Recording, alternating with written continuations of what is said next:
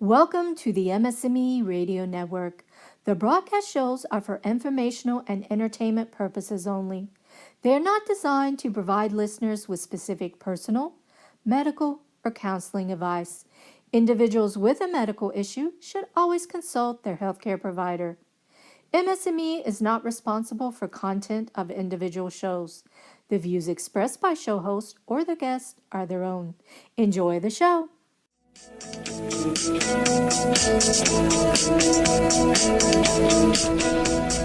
Hi, everybody. Welcome to Truth Be Told, Living with MS. I'm Marie Herron, your podcast host on this lovely day. I am so excited because we have Erica Richards on the line with us this morning. She is with MS&Me. Good morning, Erica. Oh, good morning. It's a pleasure to be here. How did you find out about us?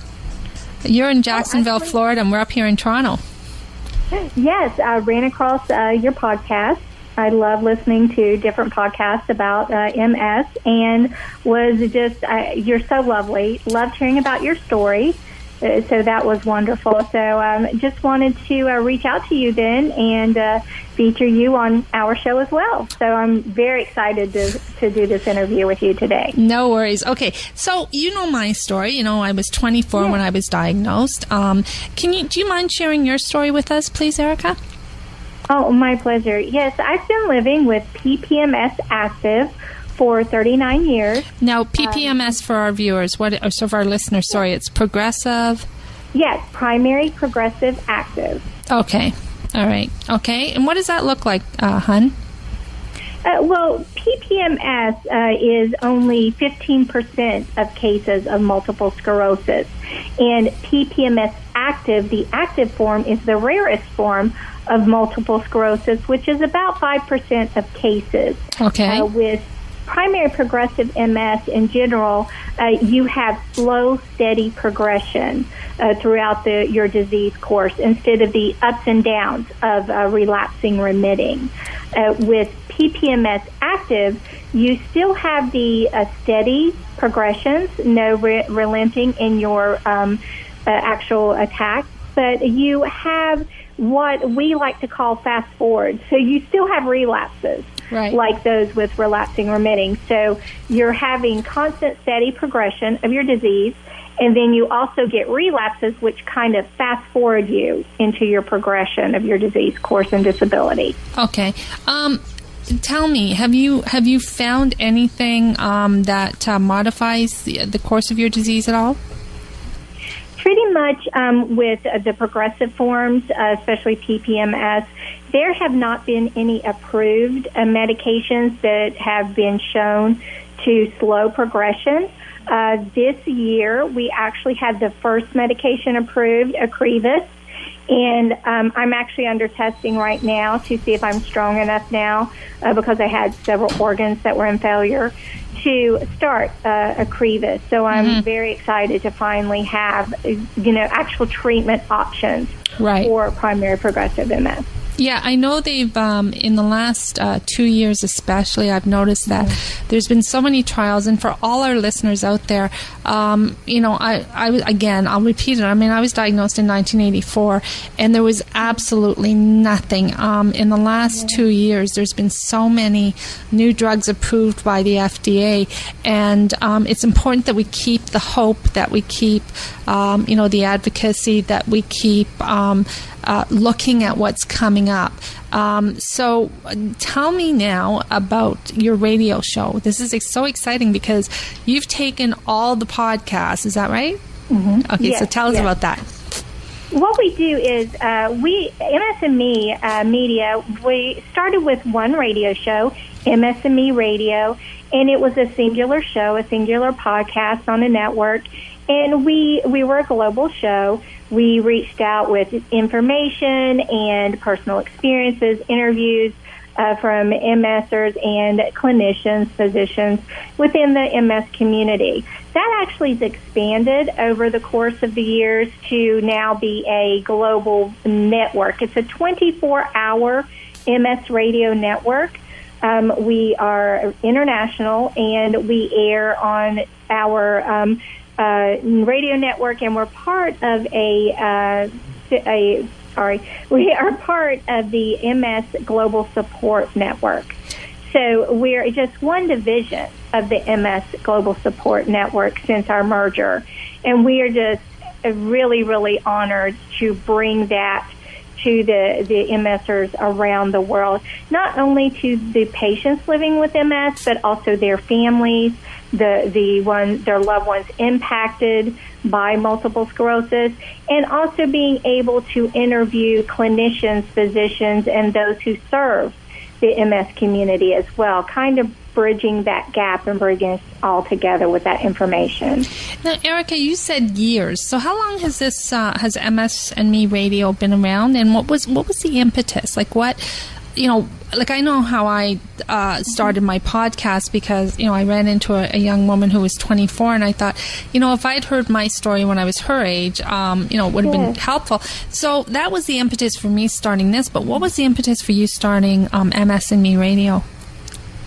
Well, it's been around a couple years, as I said, with the original MS&Me radio show. But what really sparked it was I was working in several groups in the MS community in social media, and I wanted to find a way to reach beyond those that were social media followers. Right. Because a very small percentage of our community are actually engaged in social media. So I had kind of based it off of the success of some of the Go Lives on Facebook that I've been a part of, my awareness video series. And I wanted to expand it beyond YouTube and Facebook and the social media forums that we had been a part of. And I just thought that radio would be a way to reach so many that don't get that information and connection. Like, oh, it's not just me. It's not and I absolutely positively agree with you, because one of the reasons we started this was because I felt, when I was first diagnosed, that I didn't want to go to the MS support groups, and, because they frightened me, and what I was going to see frightened me. And so we wanted to create a community that was safe and non-judgmental, where we could offer hope and we could answer questions. Is that what you're finding with your radio? Are you getting that kind of feedback that you're providing really good support?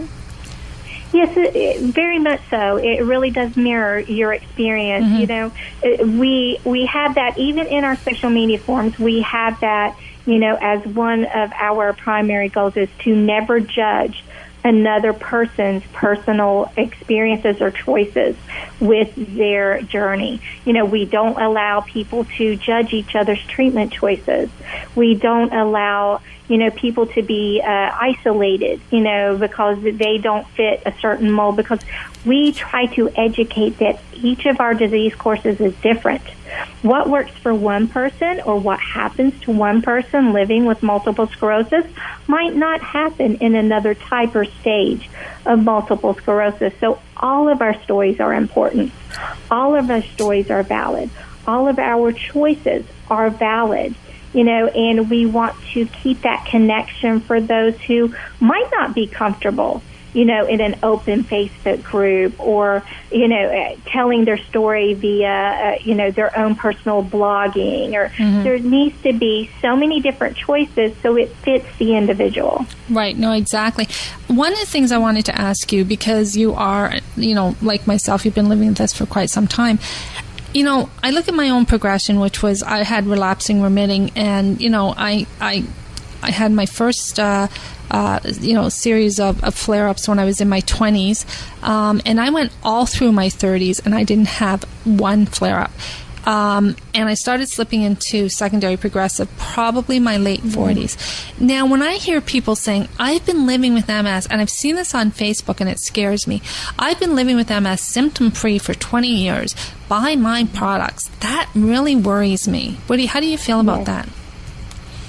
I believe that it can be sometimes genuine that people live that long, with their symptoms at bay, so to speak. Does not mean there's not progression.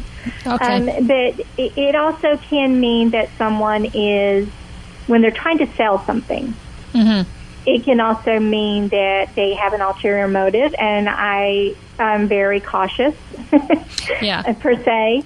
I don't allow, in our social media groups, I do not allow people to sell products, to market things. I want it to be a genuine, experience, and I don't think that people come for support and information to have products sold to them.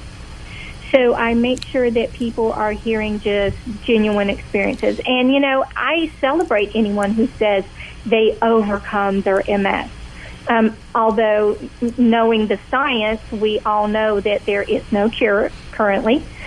There has been nothing found to, at this point, bring zero disease activity long term. However, we are moving toward that with the current modern treatments. There are the new drugs like Ocrevus, like Lemtrada, and some of the others that there have been longer term trials where there is no disease activity for long periods of time.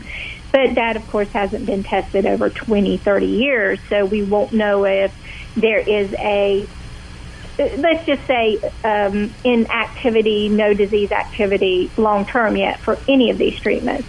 We've seen that with HSCT. When some people say, I have HSCT and I'm now cured, well, it's not a cure, it's a treatment. Right. And we have to keep everything in perspective and know that even with wonderful treatments like that, that there's a 20% failure rate. And there's always those patients it will not work for. And so and the reason I bring this up, Erica, is that and I know that all of us want a cure. I mean, every time you see something on TV, and nothing reminds me of heartache more than the latest with the fellow in Italy who said that MS patients had buildups of iron and people were spending $20,000 and $30,000 to go to Mexico. So when I see people on Facebook saying, follow me, I've been living. It breaks your heart. It does. It really does. It scares me. And we've had that recently, with that surge of instead of people getting the approved medical procedure of stem cell replacement, they have been fooled by these cosmetic centers. Oh, is that what it is? Stem cell treatment, which is completely different. Okay, thanks for clarifying that. Yeah, because I actually called them to come on, and they called me back, and what they did was they sent me an email saying, "Oh, if you're interested in this, give us your email, and we'll send you the information about the treatment." What I wanted them to do was come on and say how it works. The science of it. Okay. Yeah, and you see people, raising $16,000 to give to this cosmetic center, and the whole time you're thinking. And they're not telling them that even if they get a temporary relief of some symptoms from it, they have to redo it over and over and over again and pay $20,000 more or $16,000 more. Okay, so that's, Erica, that's so important because I just, I see that so often. I've loved having you. Is there anything you want to ask us about our program here? Oh, yes. How long have you been doing the podcast? Since September. We're actually, this is our 11th podcast, so we're new. And we're getting a really good following, and we're so excited to be joining you guys because, I remember, when I first diagnosed and I was told that Scotland had the highest per capita case, and now I'm in Canada, which now has the highest per capita case. And now I'm looking at people I'm interviewing. It's like, they're from Guyana, they're from Guatemala. Do you see that? Do you see the face of MS is changing? It really does. It seems to be more global because we do have global followers, and we have global members in our social media forums. And I have noticed, and I don't think it's necessarily an increase in cases per se, as much as it is an increase in the diagnosis and people becoming more forward and talking about it and reaching out and seeking information, so we're becoming aware. Right. Now, of course, as you know, we don't have very good numbers on actual MS cases, but that is improving. They are trying to find a way to quantify better how many actual cases there are. But we are getting so many more pieces of the puzzle this day. Just recently, in the past 2 years, like you said, we have now had the discoveries of the gene mutations for MS. We Right. didn't even know that there was that strong of a genetic component before. And now we're starting to know they're pinpointing the actual environmental triggers. So we now know it's not just vitamin D, and it's not just being far from the equator, although that is a component of it. That's not the only component. So we're getting a bigger picture on multiple sclerosis. So I think it, like you said, it will lead to faster and faster, actual progress toward a cure, toward better treatments, toward these things that bring long-term no disease activity. Right. So it's an exciting time. There is a lot of hope. There really is. Well, you're probably going to be one of the last shows of the year, and so it's such a great message to end 2017 with. So I want to thank you so much, Erica, for all this information, all this inspiration, all this hope. I really appreciate it. I'm so looking forward to working with you guys. And, say hi to my producer, Phil. He's the best.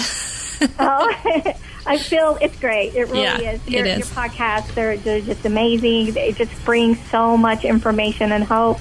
You get to speak to so many people living with MS, and that's great, bringing that voice out there into the airwaves so people can say, it's not just me. Okay, sweetie. I'm not alone. Okay, thanks, Erica. Bye. Have a good day. Bye. Bye.